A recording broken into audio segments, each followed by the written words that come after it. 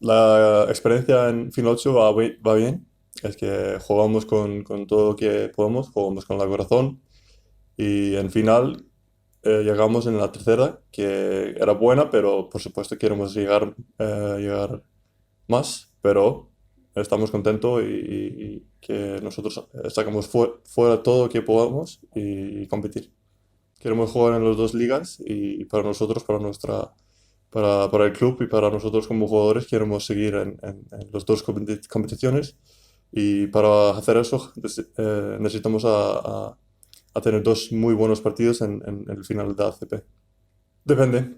En el final 8 estoy un poco en el medio y yo creo que puedo hacer mucho mejor, pero a veces es así.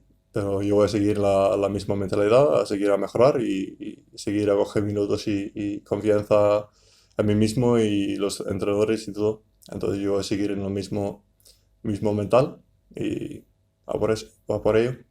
Y también como menos irregular, porque a veces yo estoy muy bueno, en otros partidos no. Entonces yo quiero tomar más como responsabilidad de tener el mismo juego casi siempre.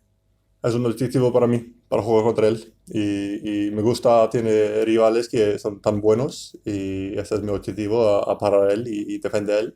Entonces yo estoy feliz, de verdad, y tengo ganas para jugar contra él.